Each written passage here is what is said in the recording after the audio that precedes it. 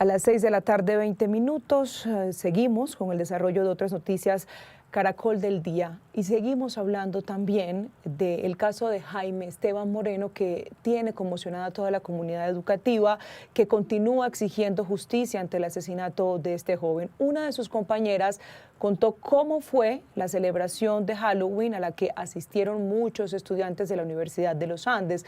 Aseguró que había un ambiente muy pesado entre tanto. Aquí les tenemos la conversación con nuestra compañera Nicolo Buitrago. A esta hora nos atiende una de las estudiantes de la Universidad de los Andes precisamente para hablar sobre ese 31 de octubre, minutos antes de que se diera este lamentable hecho contra Jaime Esteban.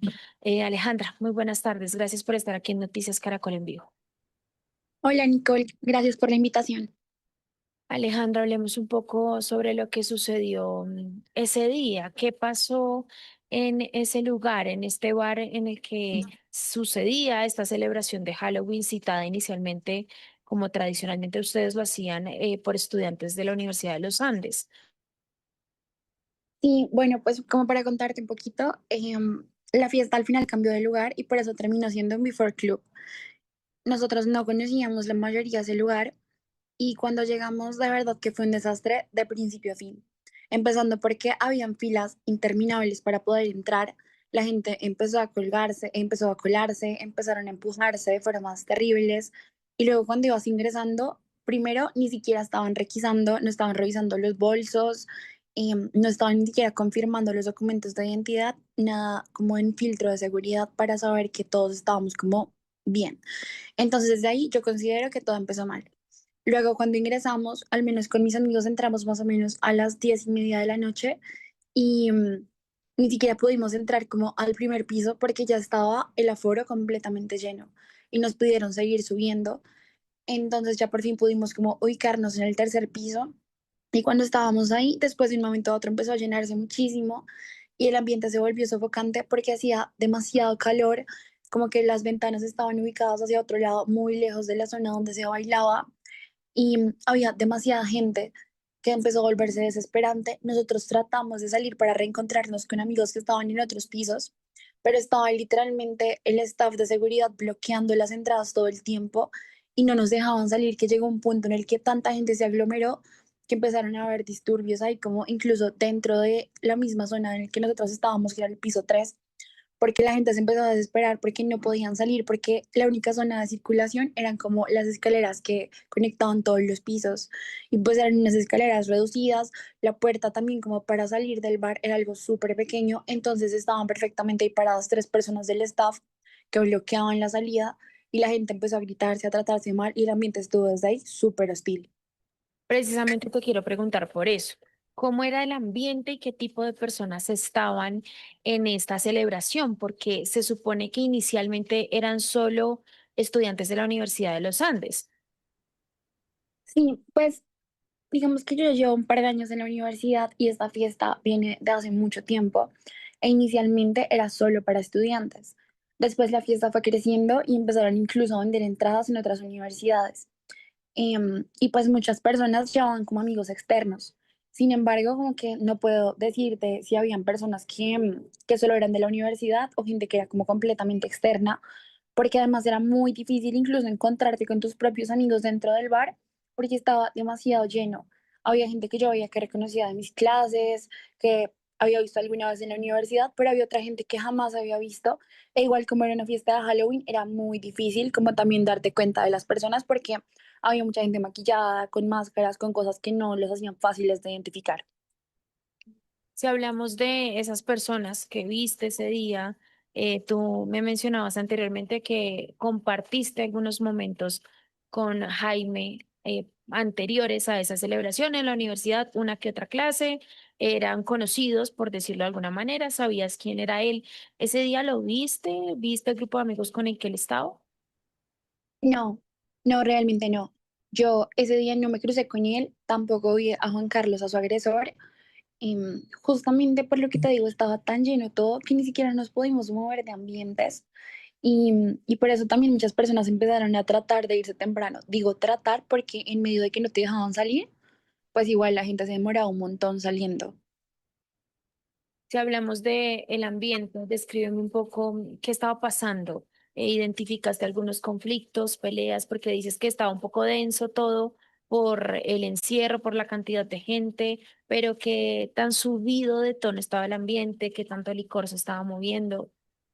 La verdad estaba bastante hostil y lo digo porque, por ejemplo, en el momento en el que yo estaba con mi hermana y queríamos salir del ambiente en el que estábamos, fuimos como hacia el lado de la puerta y estaban como atravesados los del staff y no dejaban salir y en ese momento la gente empezó a empujar tanto que incluso a nosotras llegó un punto en el que nos arrinconaron como contra un muro que había y te juro que yo pensé que nos iban a romper las costillas de tanto que nos estaban empujando y nos tocó empujarlo súper fuerte con la mano y como gritar y en ese momento toda la gente empezó a gritarse, como que obviamente por la aglomeración habían personas que se empujaban, que se pisaban y empezaban a decirse palabras súper fuertes.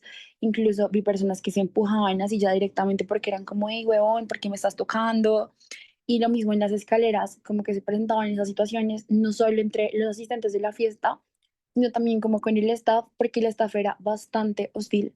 Y yo siento que no solo bastante groseros, sino que incluso tengo compañeras y amigas a las que acosaron durante la fiesta, incluso fueron los del staff, y, y siento que el ambiente estaba bastante pesado. Sé que obviamente hay muchas personas que habían consumido bastante alcohol, pero podría decir que incluso hay personas que consumieron más cosas porque como te decía al principio, ni siquiera hicieron como registro de bolsos ni nada y además tú podías ver como en pasillos que habían hacia los baños, como gente tirada en el piso, como que incluso en los baños veías entrar gente casi inconsciente.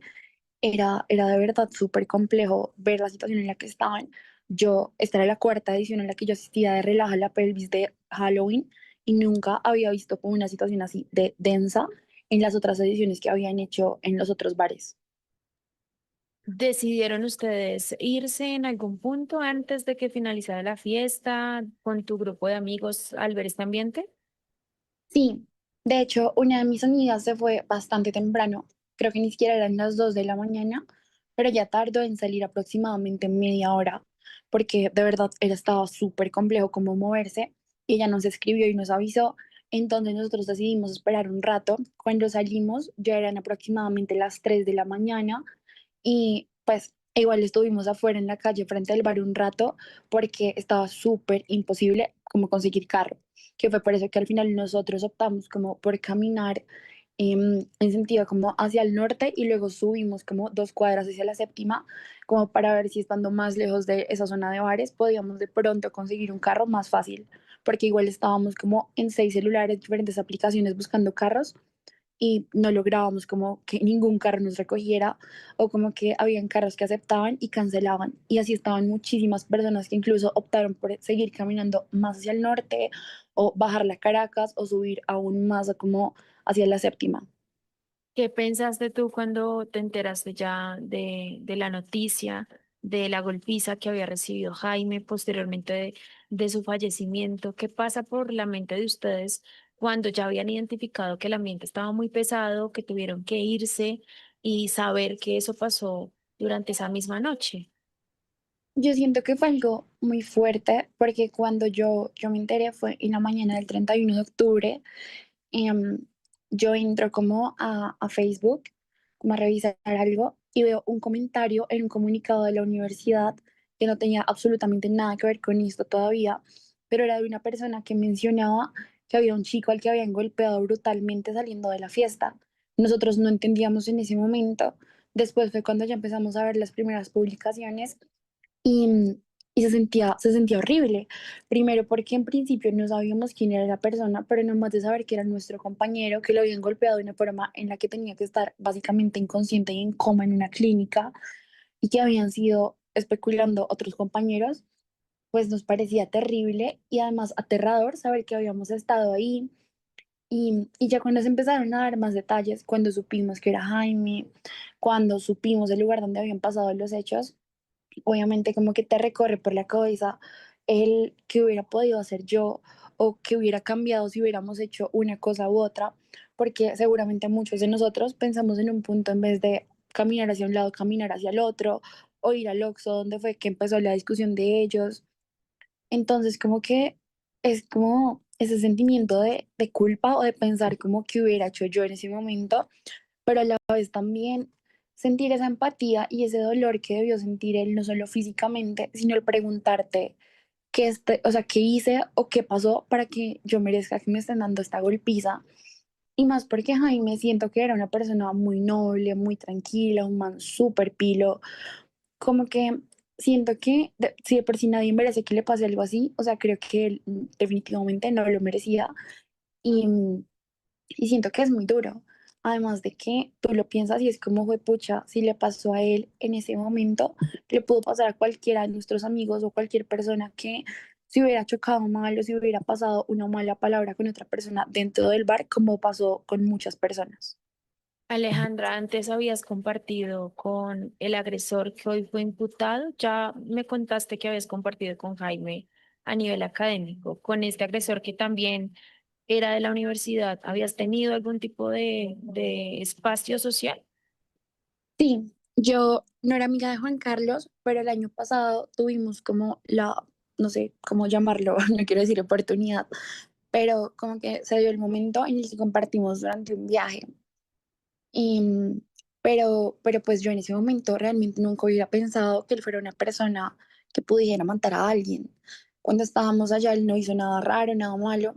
En algún punto sí nos contó que él tenía problemas de ira y que justamente por eso practicaba como deportes de alto impacto, porque recuerdo que él decía que practicaba calistenia, que hacía barras, que incluso a veces había practicado como boxeo, y que por eso prefería no tomar tanto, porque a veces como que tenía problemas con la ira, pero nunca llegamos como a pensar que literalmente podía llegar como a un extremo así.